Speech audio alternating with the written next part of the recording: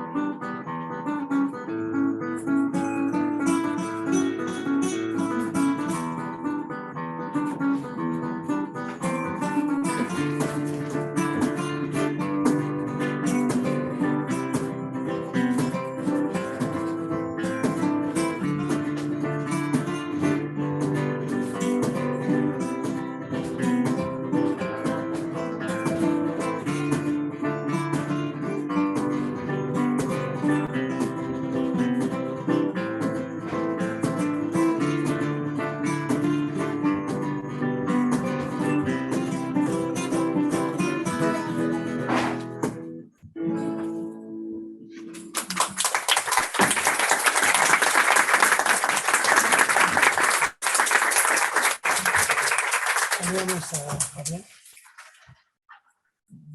Buenas tardes, ¿me escuchan bien?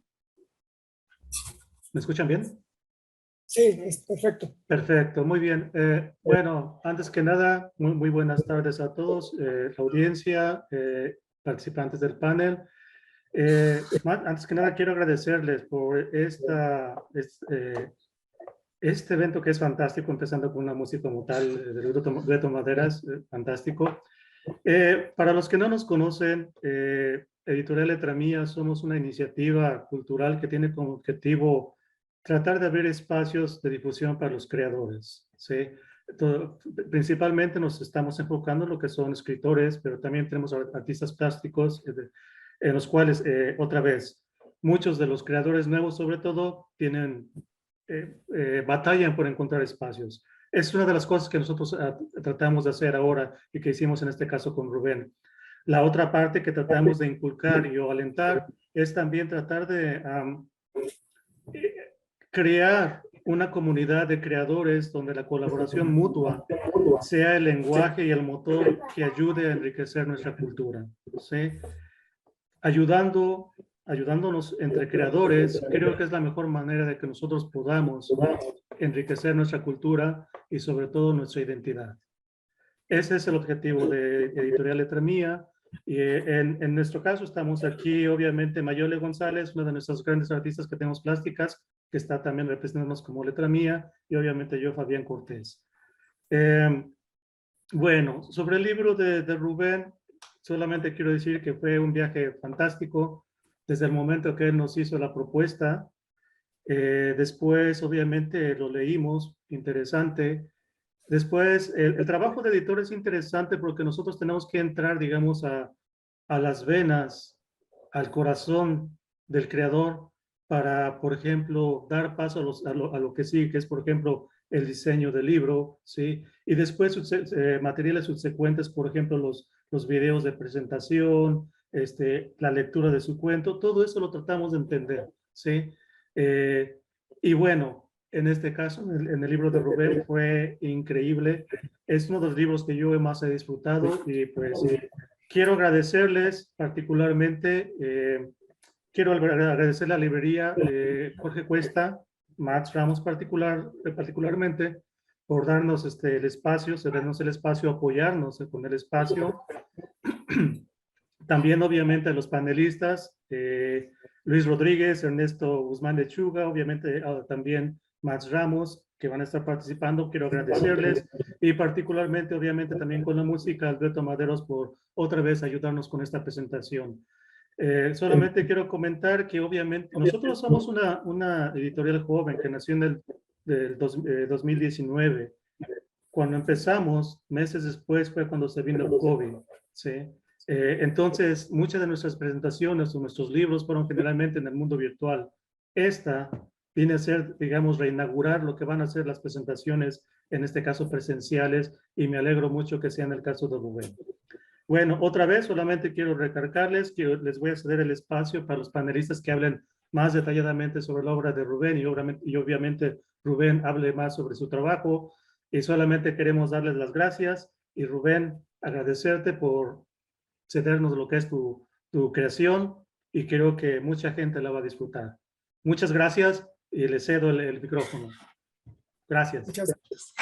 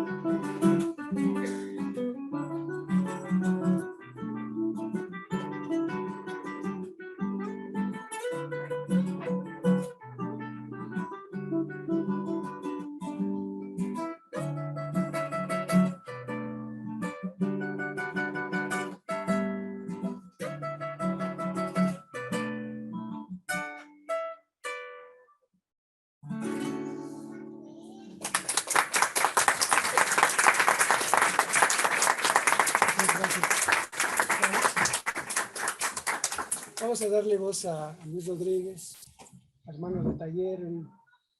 Nos ha ayudado durante todo este proceso de crecimiento. Fue uno de los que más me daba la palmada cuando de pronto yo estaba cayéndome, porque de pronto, como todo proceso creativo, de pronto uno no cree en lo que uno hace. Y la verdad es que le agradezco muchísimo que esté aquí con nosotros y pues adelante. Pues, muchas gracias. Gracias. Buenas tardes a todos.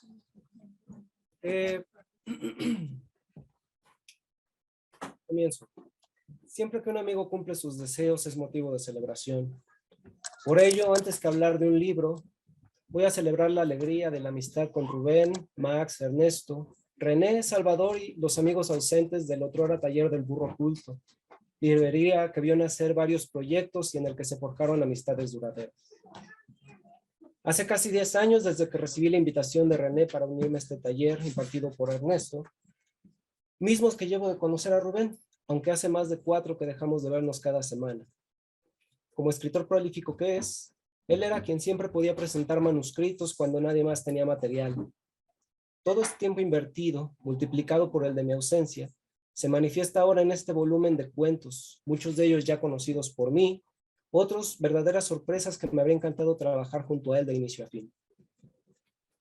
No pretendo, por tanto, hacer un juicio crítico que más bien le toca al gran lector, alias tiempo, como dice Adolfo de Obieta, sino destacar las virtudes de la lengua en los territorios narrativos, paladear algunas frases que me conmovieron, me fascinaron o simplemente, y muy ad hoc, me sedujeron.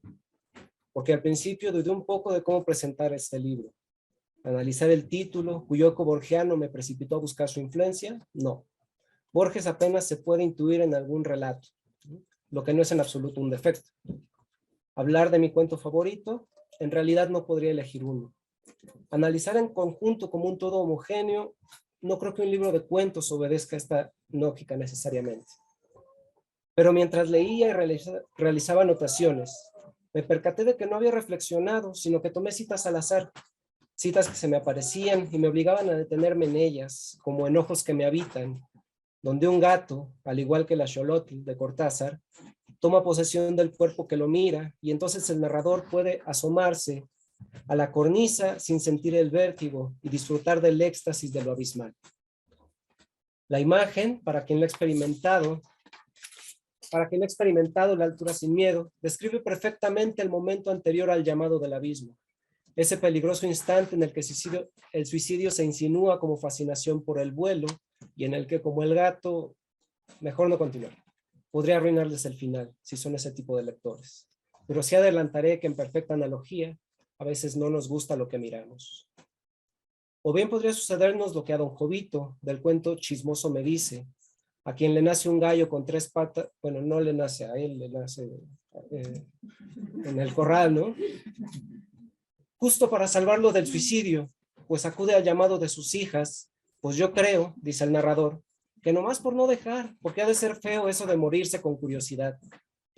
Y así como la oralidad a veces se pierde en su propio discurso, aporética como es, así también Chismoso, el narrador, que jamás termina de contar eso que ni siquiera comenzó. Desde adentro, es otra de esas narraciones sucintas, en las que la narradora, ya que no puede participar del mundo, se conforma con el verbalizar el de su pareja. Su perspectiva limitada va de la banalidad más triste a la forma acaso más pura del amor, que es la aceptación de la felicidad del otro, todo en un solo párrafo. Cito: sonríes. Hace muchos años que no veía en ti esa sonrisa tan franca. Me gusta verte feliz, aunque odio los motivos. Esa camisa te va muy bien con el color de tu piel. Incluso tu nuevo aroma comienza a agradarme. Y el cierre perfecto. Te sienta bien el amor. Quiero decir, parafraseando, que también a Rubén le sienta bien la publicación. No sé si exista mayor felicidad en el escritor que ver el objeto que tras años en sus manuscritos, en su memoria, por fin se palpa y se dedica y se presenta en reuniones amigables como esta, que celebra el objetivo cumplido, el anhelo materializado que soporta cualquier crítica, que seguro la sabrá Rubén, por el triunfo sobre sí mismo, sobre la paciencia y el ansia de ver el objeto que ahora muestras al mundo, tu gallo de 3 patas, tu laberinto. ¿Qué te sedujo a propósito del laberinto? No lo sé. No supe cómo relacionar ese motivo tan borgiano, tan mítico, con el conjunto que ahora presentas, pero no importa. La realidad es que habrá más lecturas que puedan complementar con su ojo crítico, clínico acaso, lo que yo solamente puedo celebrar. Solo sé que, como los espectadores de tu último cuento, sí, algunos sentirán el peso de este cuerpo cayendo sobre sus emociones. Muchas felicidades. Gracias.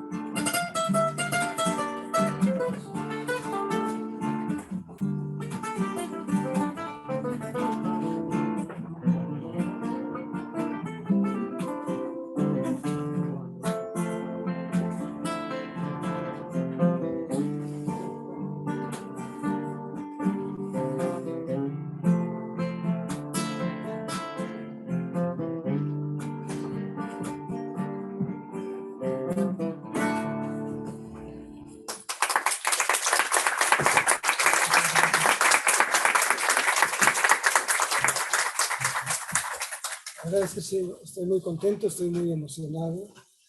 Agradezco mucho Luis tus palabras, la verdad es que es maravilloso oír esto y no por la vanidad, sino por el hecho de pronto escuchar algo que de pronto uno como escritor pierde, la conciencia de su propio texto. A continuación le vamos a dar voz a Ernesto Guzmán Lechuga. Él ha sido, más que un maestro, ha sido un amigo. Siempre bajo el taller del burro culto, bajo su guía, fuimos dando esos traspiés hasta llegar a este camino. Y no me queda más que darle voz. Muchas gracias, Ernesto. Buenas tardes. Buenas tardes lluviosas, ¿verdad? Sí. Bueno, yo voy a leer algo. Me dificulta un poco improvisar. Me van a aguantar. Antes que nada, quiero dar las gracias al autor Rubén Pérez Palma por invitarme a presentar su libro La seducción del laberinto. Y por supuesto también a la editorial Letra Mía, encargada de la publicación. Sobre esta editorial, debo reconocer el mérito que tiene al promover y difundir la literatura. Sobre el autor, diré que es mi amigo. Y creo que esto es lo principal en esta reunión, como tú decías. Es mi amigo desde hace un buen número de años. Dices que 10, ¿no? Ya no me acordaba. Y que de su libro ya había leído unos cuantos textos. Incluso conocí algunos desde su nacimiento. Nos encontramos por primera vez cuando Rubén se incorporó a un taller de narrativa que coordinaba en la librería El Burro Oculto, espacio que nos fue permitido ocupar por su propietario, Max Ramos. Gracias. Recuerdo que el cuento titulado Laberinto y que aparece en el libro que ahora presentamos fue lo primero que nos leyó en el taller. De aquí me gustaría partir, de esta narración que ahora encuentro que ha cambiado positivamente, desde su estructura, su redacción y sobre todo el manejo del lenguaje, con el que logra lo que debe ser una pieza literaria. Nos recuerda que el cuento es ante todo un objeto artístico. Este cuento primero me dio la sensación de que me encontraba en un laberinto físico, de calles y edificaciones, de oscuridades y reflejos, de encrucijadas y pisos embadurnados de la luz de los faroles. Después, a este laberinto concreto se superpuso otro formado de materias intangibles, reflexiones, recuerdos, una abrumadora vida interior, de una mente atormentada por seres confundidos o fundidos, un padre y una madre nada convencionales, amor y luz, luz y tragedia. Y por último, el cuento me hizo vivir en un tercer laberinto construido de materia oral, palabras y oraciones, adjetivos y metáforas, y todos los utensilios que la literatura nos ofrece para recrear historias. Un laberinto que dio vida a los dos anteriores y a la vez fue formado por ellos, tres entidades en una sola. No solo este relato es el laberinto, también las otras narraciones, reales o fantásticas, son parte de él. Un pasillo de este libro Laberinto nos lleva al mundo de Alicia y sus maravillas. Este cuento con el que comienza el volumen nos sitúa en un ambiente luminoso y agradable, quizá para contrarrestar con los siniestros ambientes a los que llegaremos en algunos cuentos más adelante. Siguiendo otro camino, llegamos al relato llamado Don Jean de Merlot, con el que dejamos el género de fantasía infantil para llegar al universo de un personaje alienado que soporta su presente inventando un pasado habitado por ancestros de aristocrática estirpe. Quizá en este mismo ambiente podemos situar al personaje del siguiente cuento, La Pérdida, un hombre gris que ha extraviado la esperanza entre el mundo de papeles oficinescos y, como buen burócrata, pensó que lo había traspapelado entre el mundo de documentos que llenaban su escritorio. Sin embargo, esta pérdida lo hace reconocer una verdad que siempre había permanecido oculta y que podría ser la clave de su vida futura. Siguiendo por los corredores de esta seductora edificación, nos topamos con otro personaje, Santiago Esteves, un hombre que se desdobla a la manera de las ficciones de Cortázar para afrontar un destino nunca esperado, pero inevitable. Estos senderos nos llevan no solo a diferentes historias, sino a géneros literarios distintos. Lo fantástico, lo policíaco, lo existencial, lo histórico, lo religioso, como iremos viendo al recorrer el libro. La mayoría de los cuentos tienen un final abierto. Casi podría decirse que algunos no terminan o dejan esta tarea al lector, igual que lo hacen maestros del género como Hemingway, Salinger o Carver. En el caso del trabajo de Rubén, esta particularidad provoca preguntas que no serán contestadas en los otros cuentos. O sea, actúan como un todo y no aislados. Un relato completa a otro y este a otro. Además, también los temas son variados. Desde el tema de lo erótico, como en el cuento Martina, donde un hombre hace del sexo un juego que le da sentido a su existencia, hasta el extremo en que cuando su compañera muere, él hace de sí mismo el objeto del juego, acompañado únicamente de vestimentas femeninas y una cámara de fotografías instantáneas. Si seguimos avanzando por este laberinto de historias, llegamos ante El hombre desnudo, un cuento de tinte bíblico que destaca por su hondo conocimiento de este tema. Debo confesar que padezco de huecos culturales que solo leyendo a los expertos de la Biblia habría llenado si no hubiera leído este cuento de Rubén. Sobre este texto debo reconocer que me quedó la duda que si toda la información es verídica o a la manera de Borges es una invención, cosa que a mí me agradaría quizás más. Ya que estamos en el tema religioso, aquí podríamos comentar que el cuento final del libro también aborda este tema, tendiendo otro de los vasos comunicantes que hilan los textos. Pero aquí el tema es tratado con fino humor, parodiando los quehaceres divinos, cuando el mismo Dios decide tomarse unas vacaciones que llevan al mundo a un final totalmente insospechado. Hay un texto, chismoso me dicen, que escapa a los temas y sobre todo al lenguaje de los otros.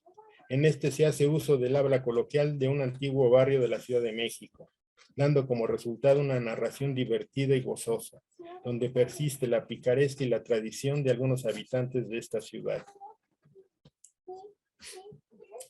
No podía faltar en este libro un tema bastante cruel y doloroso. En el relato Color a Tierra, se aborda el tema de la violencia que provoca la delincuencia del narcotráfico en nuestro país. Un hombre con la necesidad de obtener un poco de dinero se vio obligado a participar en la excavación de restos humanos. Un texto pequeño pero eficaz en mostrar la tragedia que vivimos. Otra narración magnífica que hallamos en este laberinto es el titulado Desde Adentro, que combina el erotismo y la tragedia. Un hombre provoca que su esposa caiga de la escalera y quede parapléjica. La pareja, llevada por un destino de lo más inesperado, hace de su desgracia un ritual de sexo que quizá les otorgue un poco de la felicidad perdida. La sonrisa pertenece a uno de los géneros de mayor lectura, el policíaco. En esta narración encontramos el clásico caso de un asesino en serie que juega con los detectives que tratan de atraparlo. El enigma será resuelto después de desentrañar las claves que el mismo homicida les ha dejado. Okay. Solo quiero añadir en este conjunto de cuentos, solo quiero añadir que en este conjunto de cuentos actúa como una sola entidad y que el resultado, en mi caso, me ha hecho mirar al mundo de una forma diferente. Porque como leí en algún lado, un buen libro es aquel que después de su lectura te hace ser otro. Y este es el caso de La seducción del laberinto. Por último, quiero concluir diciendo que después de leer el volumen de Rubén, me sentí ya fuera de su laberinto, pero con la extraña sensación de hallarme frente a otro. Frente a ese laberinto total que es la vida misma. Lo mismo que este múltiple libro de mi amigo. Gracias.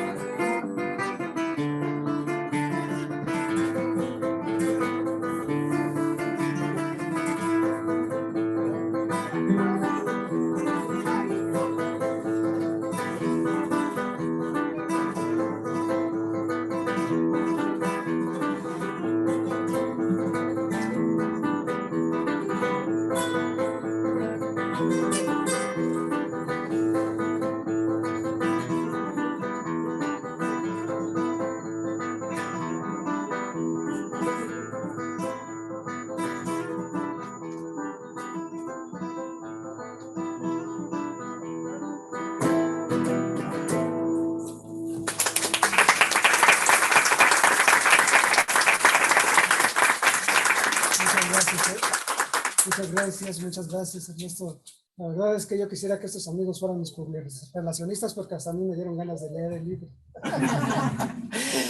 Le voy a dar voz a Max Ramos, él es nuestro anfitrión, él es el propietario de esta maravillosa librería que no necesito decirlo, sus paredes son mágicas, sus laberintos de libros se están muy ad hoc con los temas. Y la verdad es que siempre se lo he dicho en múltiples ocasiones. Lo bueno de las librerías de viejo es que aquí se acaba la vanidad del escritor. Porque aquí sabemos dónde puede terminar cualquiera de nuestros libros. Max, muchas gracias por recibirnos. Adelante. Muy buenas noches. Me quedé pensando este asunto de ver por primera vez un libro de Rubén impreso. Para mí es un acto celebratorio porque justamente a contracorriente del mundo digital, justamente nuestra apuesta es trabajar con el libro de papel. Esta parte donde practicamos los sentidos, como el tocar, olfatear, manipular, escuchar el crash del libro, son como prácticas comunes que de repente las dejamos de notar, pero cuando están ausentes es cuando las extrañamos. Entonces, realmente se me hace muy, muy rico el asistir a la presentación de un libro como tal. La otra razón que me llama la atención es que junto a cosas que tenemos que trabajar en la memoria, un día como hoy, hace 80 años, el poeta Jorge Cuesta, nombre que lleva la librería, muere, se suicida en un hospital psiquiátrico aquí en la Ciudad de México. Esto lo entrelazo porque de repente uno tiene que trabajar con esas uniones de la memoria que nos van a llevar justamente a otro laberinto que va a amarrar un día de lluvia, un grupo de gente escuchando la guitarra, viendo desde lo lejos, pero en la cercanía a los editores de letra mía. Todo ese conjunto se va a entrelazar y va quedando justamente como registro en nuestra memoria. Y eso es lo que hace que en esa especie de laberinto siempre quedemos convocados, ¿no? Ahora, yendo hacia el terreno que nos convoca, que es, digamos, un poco el autor con lo que narra, de repente justamente me pasa una cosa contraria, que yo ya dejo de ver al amigo, porque el amigo ya está. Ahora tengo que ver al escritor, ¿no? Y para mí crea, digamos, un nuevo compromiso, porque entonces ya el amigo queda, digamos, nulificado. Me quedo ante el papel y lo escrito. Y entonces veo a otro personaje que está escribiendo esos textos. Y me llama la atención de repente ver a un hombre que escribe basándose en la parábola, en la fábula, en el monólogo interior, con alguno que otro diálogo interno, tomar en forma de carta uno de los textos. Todo esto me ayuda, digamos, como a entender al escritor y sus variantes, ¿no? De repente, digamos, casi a la mitad, de repente dije, ay, no, esto es como una autobiografía, ¿no? Lo que estoy leyendo, ¿no? Me dicen el chismoso, dije, no, pues yo creo que ese es él, ese es Rubén. Pero en el sentido literario, porque discurre en diversos temas como lo que debe ser un literato, ese gran chismoso que nos da a boca pronto el dato, lo que ocurre, lo que está ahí detrás de las ventanas, lo que ocurre en el alma de los personajes, eso que nunca vemos.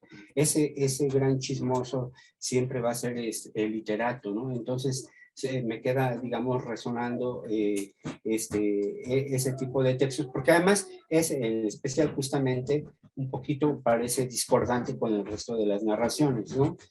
Porque las otras se van por asuntos un poquito más sinuosos, oscuros, más en el juego mental, lo que le está ocurriendo a los personajes, ¿no? Agradezco mucho la lectura de este libro y sobre todo realmente yo agradezco que me haya permitido acercarme, digamos, como por primera vez a su libro, ya fuera de, digamos, de esta idea de lo que hacíamos en el taller de una de las librerías que manejamos, ¿no?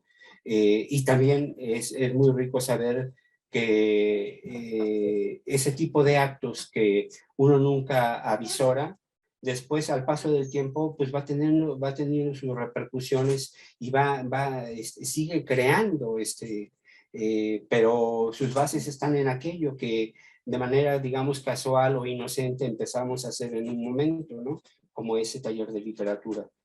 Agradezco a todos su presencia, te agradezco, Rubén, a los panelistas, a la música y a los editores. Muchas gracias.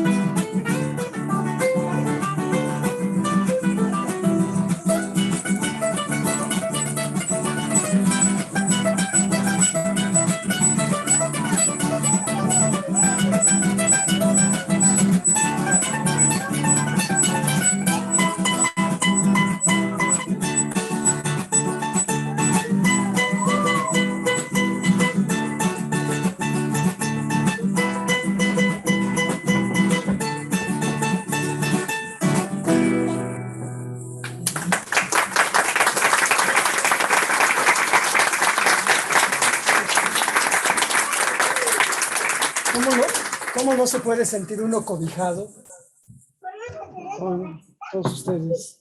Amigos, familiares, sin hacer distinción entre quiénes son unos y quiénes son otros.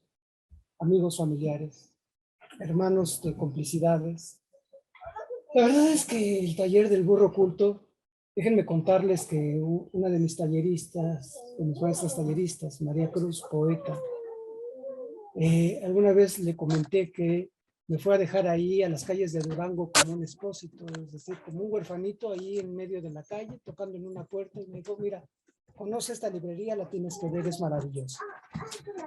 Esa invitación, ¿quién iba a decir que iba a crear estos lazos, estos vínculos tan grandes de amistad, estas complicidades con mis ahora hermanos, Max Ramos, Ernesto Guzmán Lechuga, Luis Rodríguez, René Rueda, Víctor Gurwitz, Salvador Carrasco? Yo siempre había leído que generalmente los literatos hacen hermandades, cofradías, y de pronto ellos pasan a la posteridad como anécdotas, como la anécdota de que tal escritor estuvo en tal grupo, en tal taller, y creó tal movimiento. Y obviamente no quiero ser pretencioso y decir que de pronto ya estamos ante un futuro premio Nobel, pero la verdad es que esas cofradías son tan provechosas. Luis es testigo de las veces que me iba yo decepcionado de mí mismo, que me iba enojado conmigo mismo por no lograr el objetivo. Ernesto ha tenido muchísima paciencia para ver los detalles, para hablar, como dice él, de los errores, porque no teníamos tiempo de ver las buenas cosas que tienen los textos y que además eso no le sirva al lector. El vino generoso que muchas veces nos ofreció Max, el mezcal, sus puertas siempre abiertas, ese mundo mágico, porque además déjenme decirles que él, como hombre de teatro también, alguna vez lo platicamos, sus librerías parecen escenografías, parecen escenarios. Si ustedes hubiesen conocido el primer burro oculto, se hubieran quedado enamorados de ese lugar, de esas puertas pintadas con motivos surrealistas, con esas flores secas adornando paredes, techos, pero sobre todo, todos esos libros de gente tan importante, de gente tan llena de sabiduría, a la que uno no puede más que aspirar. El escritor tiene dos papeles, creo yo. Uno es un poco egoísta, y además nace de la soledad de escribir, porque además esto no lo puedes compartir, no puedes estar con otra persona comentando o diciendo lo que estás haciendo. Y es la de ser un poquito Dios. Y un Dios que a lo mejor es más imperfecto. Un Dios que a veces es egoísta, que a veces es malévolo, que a veces es benévolo también, pero que juega con los personajes de una manera a veces cruel. La verdad es que yo soy de estos escritores que muchas veces, al igual que el lector, se va enterando de lo que sucede. Yo dejo que mis personajes crezcan, que mis personajes se vayan, que mis personajes se rebelen ante mí y me digan, no, estás mal. Y la verdad es que, bueno, como dijo Luis, solamente el gran lector será el que determine si esto tuvo un buen camino, si se logró el objetivo, o si algún personaje alguna vez quedará en la memoria de alguien. El otro es ser un juglar. Contar historias, a veces para divertir, a veces para asustar, a veces para leccionar, que esto hay que tratar de evitarlo. Pero pues a veces también nosotros creemos, como diría Ernesto, que tenemos la verdad, la neta divina y la neta máxima. Y no. Entonces, la verdad es que este libro es un collage. La verdad es que todos los cuentos son muy distintos entre sí en sus formas, espero que en su narración.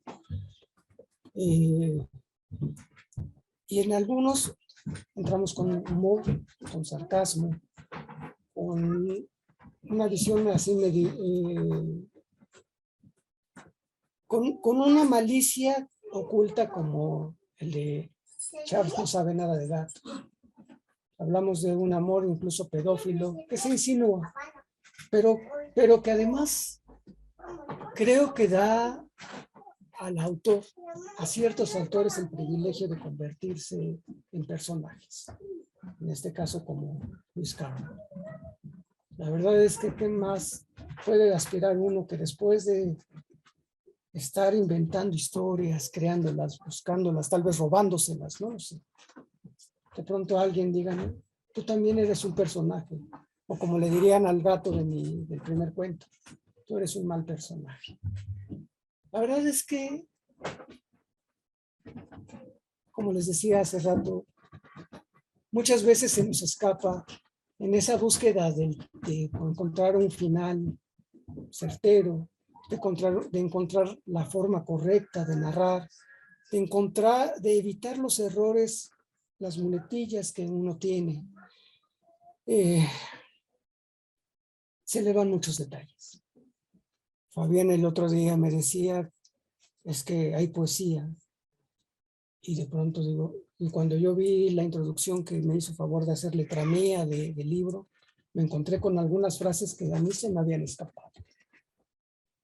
Como la del hombrecillo, que me gusta mucho, la del destino para hacerlo debe ser absurdo, señor mío.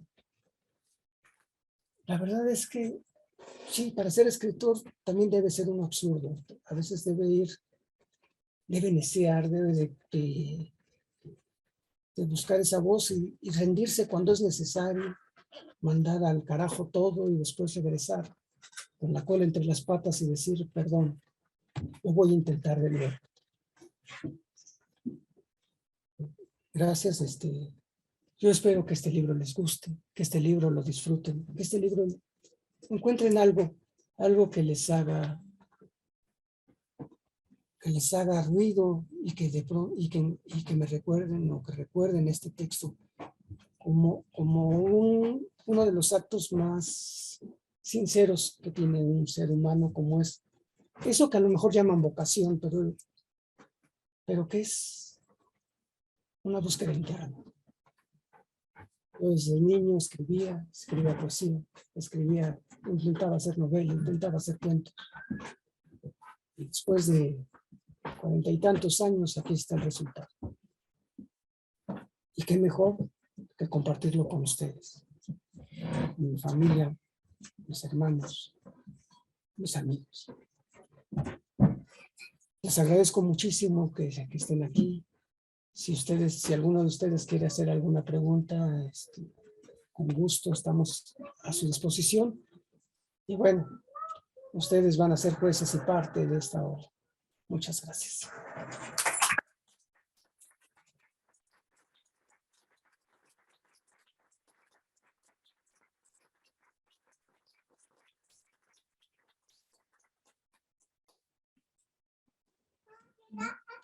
¿Cuándo el próximo libro? El último libro.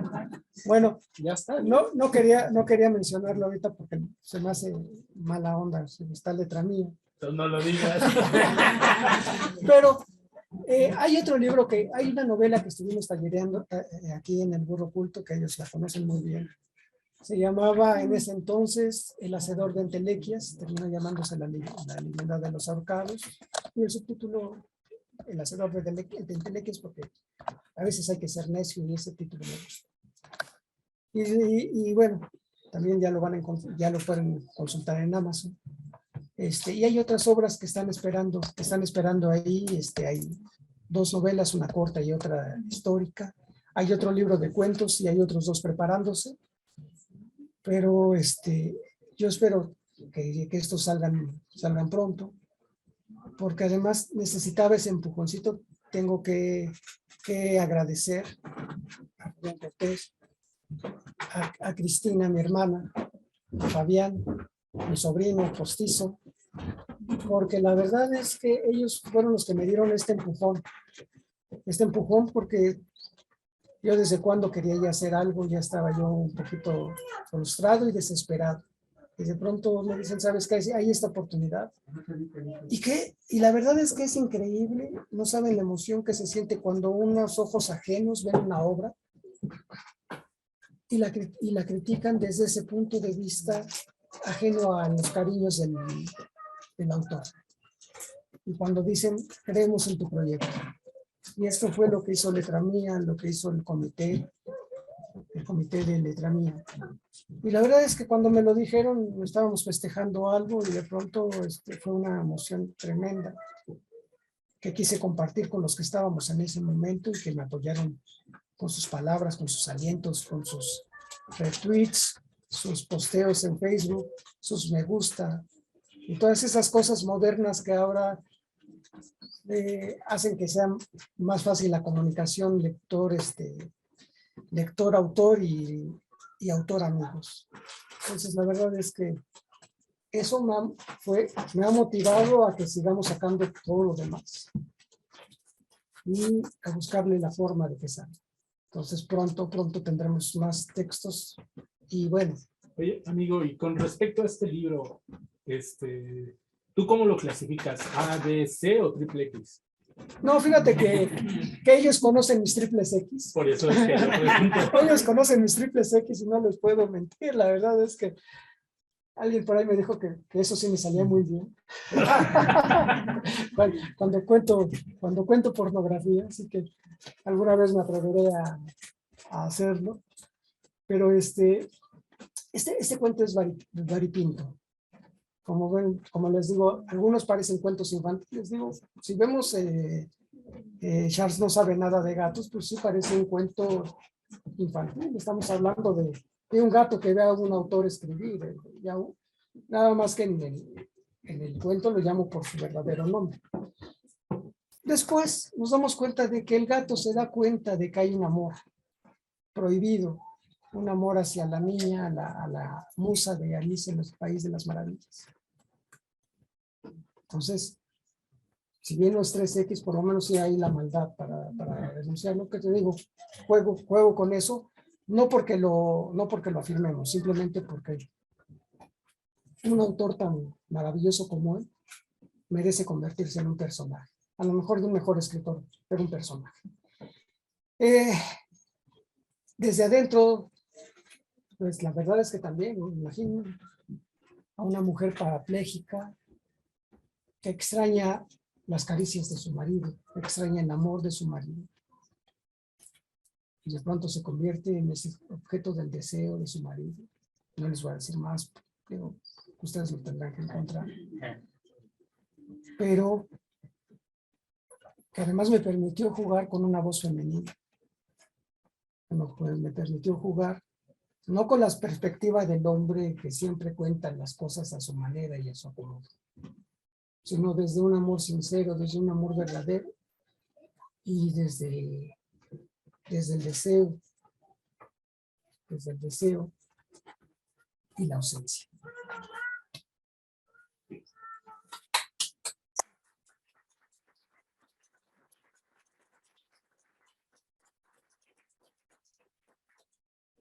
No sé. ¿Alguna pregunta? Sin miedo, ya me conocen, ya saben que soy mal hablado, pero ahorita me estoy conteniendo.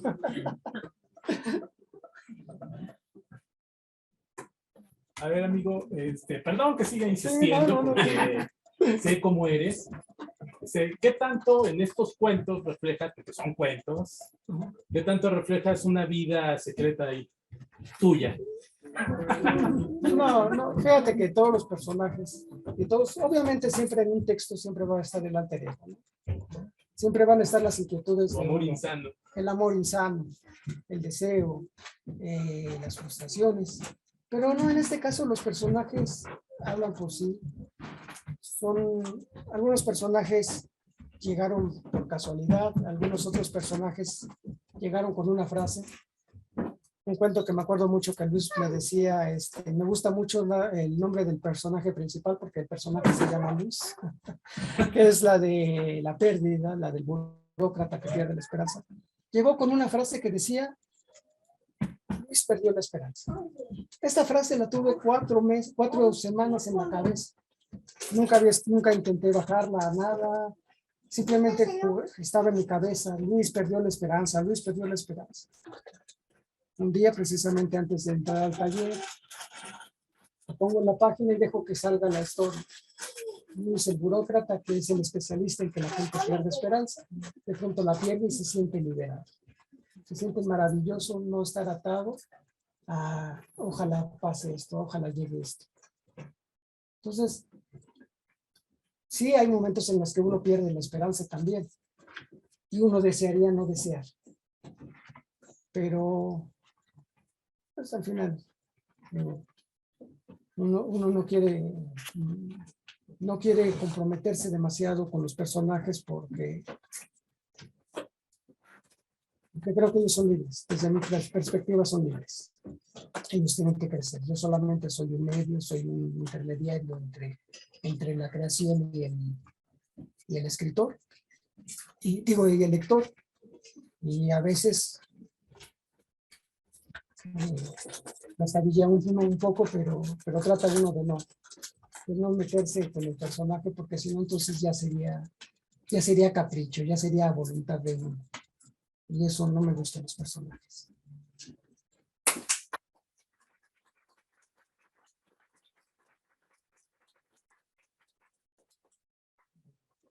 Les agradezco nuevamente a todos. No sé, Fabián, si quieras agregar algo. No, la verdad es que ha sido una... Sí, no, la verdad es que ha sido una velada fantástica.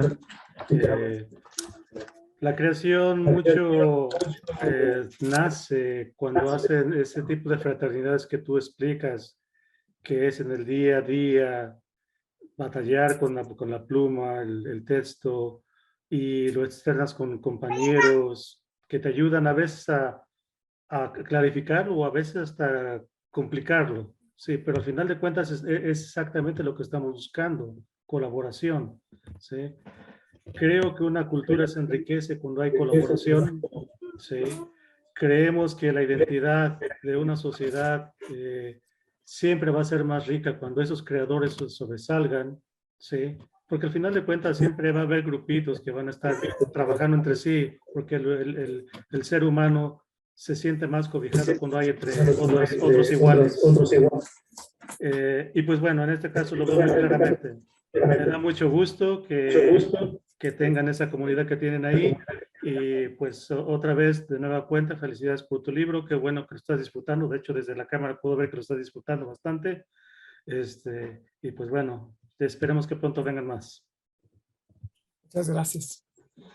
Gracias. Bueno, pues ahora los avisos parroquiales. Tenemos a la disposición ahí unos cuantos libros. Sí, pues dígame. Una pregunta sencilla. Sí, dígame. ¿Por qué la seducción del laberinto? ¿Por qué la seducción del laberinto? ¿Cómo se imagina? Yo entiendo que es una narrativa de cuentos, por lo que he escuchado. Sí. No lo conozco. Habría que leerlo y entonces interiorizarse en el tema. Y además entiendo que son varios temas, ¿verdad? Sí. O varios cuentos. Imagino que ligados a la realidad, a cierta realidad. Esto sucede, es proyectado en el ambiente de la Ciudad de México, el país México, No. proyectado a nivel más allá de México. Más allá. ¿Tú lo recomiendas que lo lean? Yo. Pasa. Es una pregunta. Sí. ¿No? La respuesta. Pero ¿qué opinas de tu libro? ¿Tú te llevas algún tiempo? Me imagino que está interesante el tema. Yo creo que vale la pena leerlo. Va dirigido a cualquier persona, ¿no? Me imagino. Jóvenes, adultos, no tan jóvenes, adolescentes. Va dirigido a ese extracto de la gente, ¿no? Bueno, para ser sinceros, creo que algunos sí, algunos no.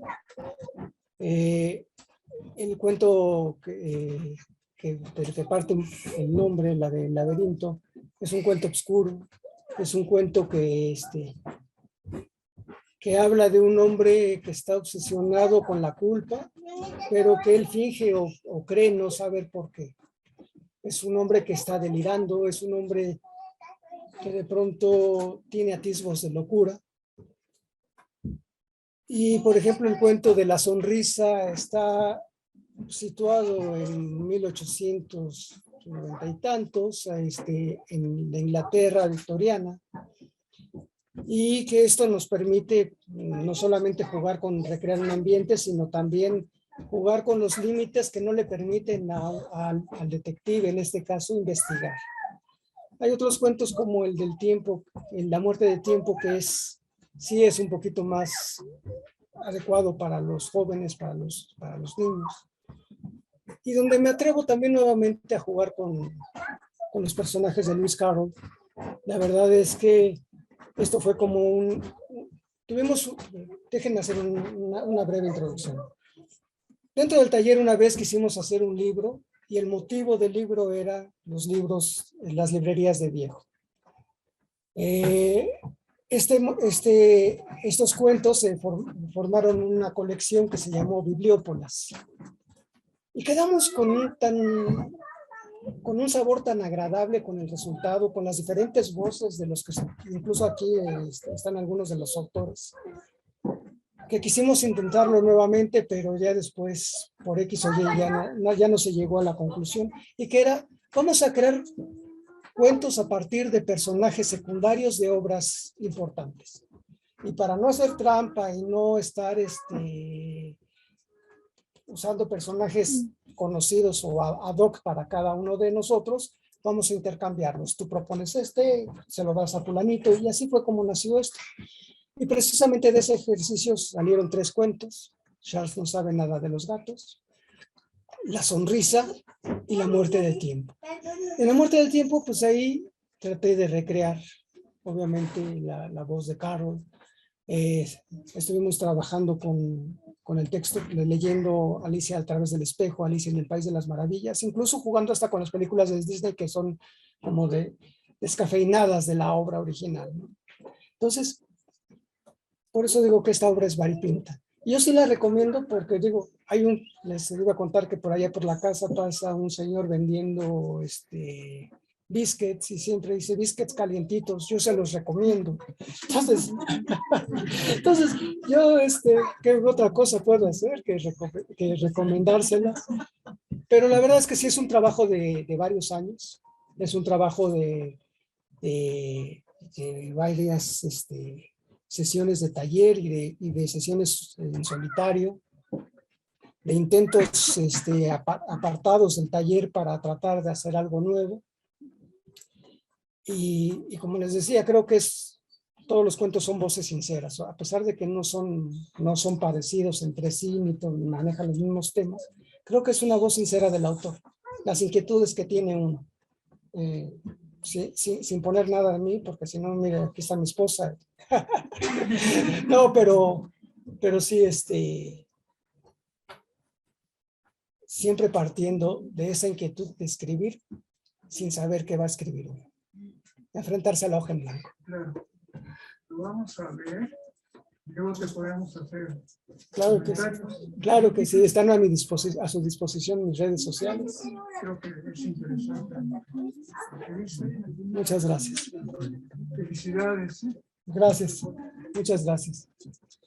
Bueno, pues les decía, vamos a... ¿Te enamoraste de algún personaje? ¿Perdón? ¿Te enamoraste de algún personaje y por qué? Me he enamorado de mis personajes porque me han inquietado.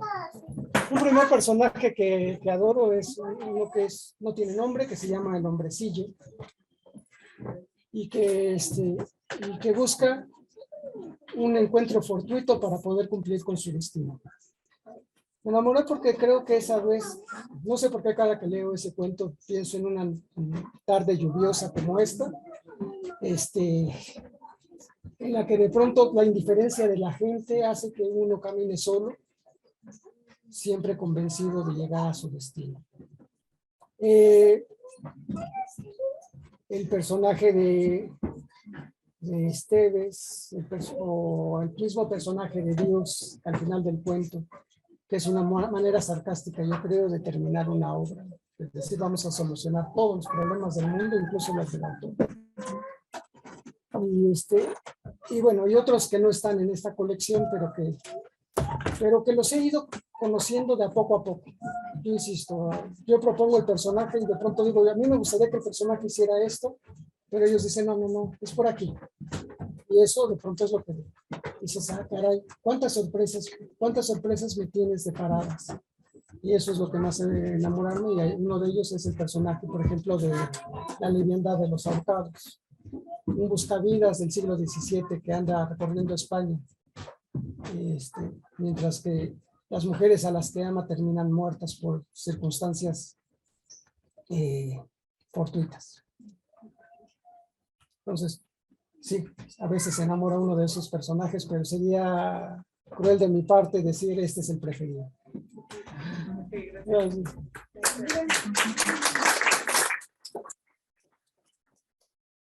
Sí, dime. ¿Tienes alguna musa, alguna idea, algún motivo que te haya inspirado a escribir, no sé cómo explicarlo, a desarrollar algún tema? O sea, que a partir de algo que hayas a lo mejor vivido o soñado o experimentado te permitiera o hiciera que te explayaras a escribir. No, bueno, sí y no. Sí, porque en muchas ocasiones, bueno, el primer amor de mi vida siempre fue la escritura. La verdad es que siempre quise hacerlo.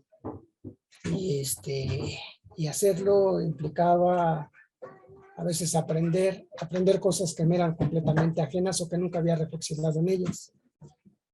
Pero ha habido momentos en los que he tenido ciertas circunstancias en la vida que me han dado inspiración. De algunas obras que espero que en el segundo libro de cuentos aparezca, por ejemplo, la niña que acompañaba yo corriendo todos los días después de trabajar, y que me decía de pronto que el mundo no es como lo pensamos nosotros los adultos, sino que debe tener algo de fantasioso, algo de fantástico, algo de sorprendente para que salgan las cosas. Otros personajes, inspiraciones muchas. Aquí varios de los amigos que están aquí me inspiraron a escribir algunos cuentos. Algunos, no, insisto, no aparecen aquí. Espero que aparezcan en el segundo volumen. pero que hubo circunstancias que de pronto me soltaron la idea, o de pronto una frase, una idea, un flash que de pronto dijo, ¿sabes qué? Por aquí se puede escribir algo, o por aquí puede suceder algo. La tristeza de una persona, las ganas de vivir o de no vivir.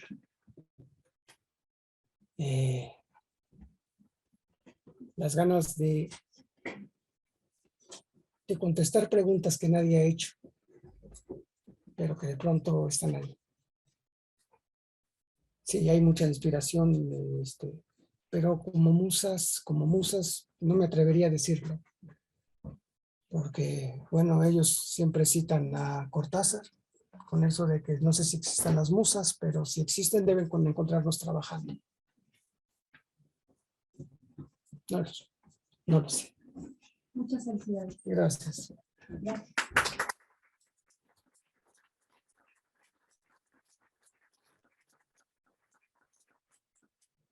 ¿Has leído o has escrito varios? Bueno, he escrito varios. Este no es el es el primero que se publica, pero no es el primero. La primera es una novela sobre la peste que también está en una eterna corrección, ya mero. Cuentos. La verdad es que el reto de pronto es que la mayoría de los talleristas que participaban en el Burro Oculto son cuentistas, muy buenos. No es porque estén aquí presentes, pero son excelentes cuentistas. Y yo nunca me consideré un cuentista. Yo siempre preferí la novela. Entonces esto fue un reto y surgieron en diferentes épocas. Hay otro libro que se llama El Hoyo, que también, bueno, que se llama Gente que no habita, que también es un poquito, después de haber leído El extranjero de Albert Camus, me enrolé en el existencialismo del libro y empecé a escribirlo. Empecé a escribir Gente que no habita. El otro libro de cuentos se llama La sencillez del porvenir, que son personajes más oscuros. Entonces, sí, son varias obras. Este es el primero que se edita. El segundo es La liviandad de los ahorcados, que ya también está disponible. Y, bueno, no van en orden, pero pues, a ninguno de ellos ahora sí que ninguno de ellos puedo decir que es preferible uno que el otro, si todos nacieron en X momentos, en X circunstancias, y yo espero que alguna vez vean la luz esos libros también. Okay.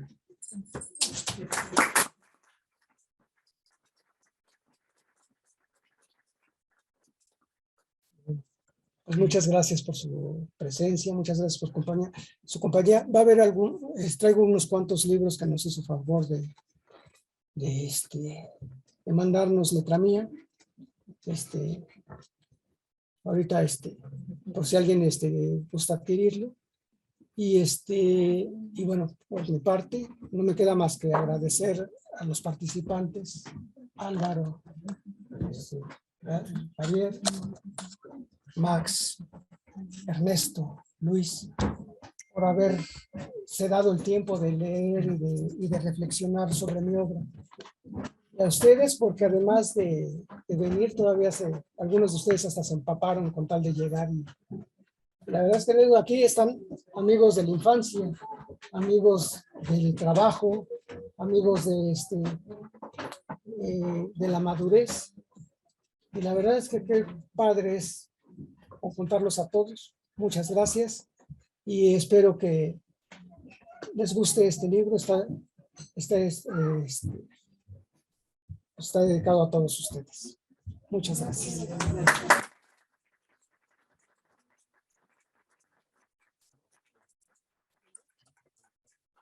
Sí.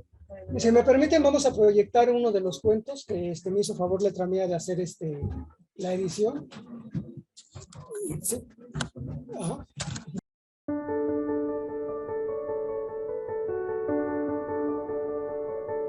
Charles no sabe nada de gatos. Ras, ras, ras. Clavo mis uñas en el tapete debajo del escritorio de Charles. Ras, ras, ras. Él escribe, se enoja, mancha la hoja, la rompe y vuelve a comenzar. Ras, ras, ras. Hace tiempo que deshilo el tapete, pero a él parece no interesarle. Un gato puede mirar cara a cara a un rey, dijo Alicia. Lo he leído en un libro, pero no recuerdo en cuál. Charles escribe, lee y relee. Un gato, ¿qué interés puede tener en mirar a un rey a la cara? Le digo a Charles mientras lamo una de mis patas traseras. Él intenta mostrar indiferencia. La mía no es aprendida. Los reyes son iguales que cualquier hombre. Debería saberlo Charles. Cada gato es irrepetible. Por eso nosotros no reverenciamos a nadie. En cambio, los hombres necesitan adorar a alguien para sentirse protegidos. Charles finge no escucharme. Corrige varias veces la frase y termina por regresar a la primera opción. Vaya pérdida de tiempo. Deberías abandonar tu escrito si tanto te enfurece no llegar a ninguna parte, le digo mientras me restriego en sus pantalones. Pero él es terco. Tiene varios días escribiendo. Va de un lado a otro. Regresa a su escritorio. Destruye lo que escribe y me lanza las pelotas de papel con las que juego hasta la saciedad. Hace meses que ya no da esos largos paseos por el bosque, ni llega con el rostro alborozado. Extraña a la niña de los pies descalzos. Los humanos necesitan de la culpa para valorar lo que antes fue disfrute. Nosotros no. Cabeceo en su pierna. Él al fin voltea a verme. Me pone en su regazo. Eres mal personaje, me reclama. Me acicalo el pecho sin rencor. Después de todo, ¿qué puede importarme su crítica literaria? Brinco a la mesa. Olfateo la tinta. Me causa curiosidad la forma en que los hombres plasman su voz en el papel. Acaricio la tinta fresca. Mi pata se mancha. Tendré que volver a limpiarla. Charles me da un manotazo. Debería disculparse, caballero, pues ha sido su tinta la causante. Charles transcribe en otra hoja. Lo observo, siempre lo observo. El hombre ha enflacado. Apenas prueba alimento y se pasa las horas jugando con las palabras.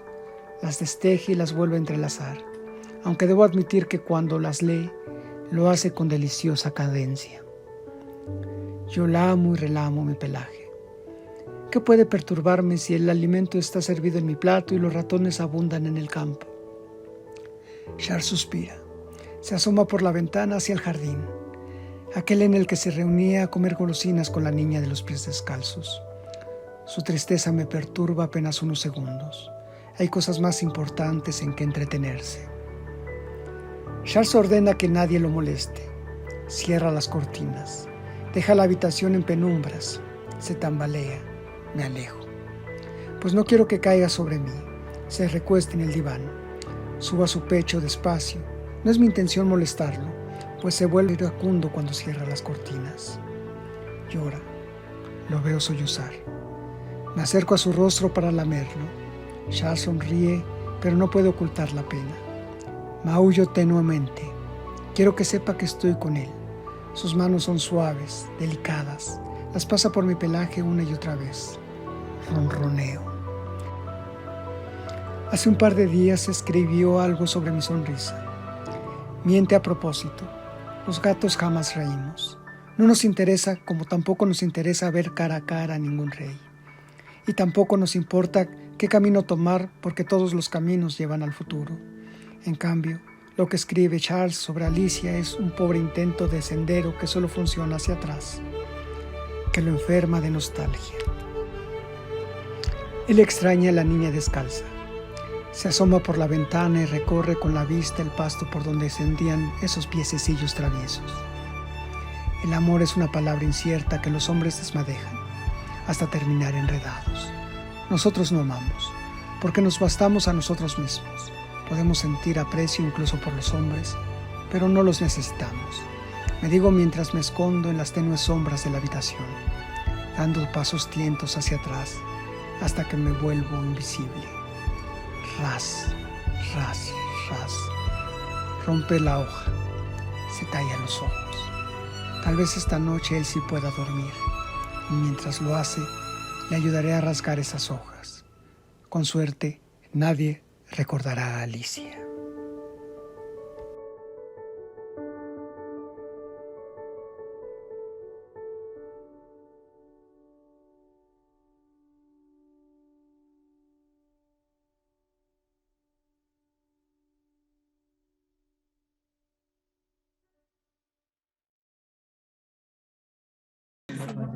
¿Mande? Bueno, no sé. Pues muchas gracias a todos y bueno. ¿Vas a vender libros aquí? Sí, vamos a traer unos libritos ahorita. Sí, ahora sí que vamos a firmar algunos libros. Bueno, muchas gracias, Fabián. Muchas gracias.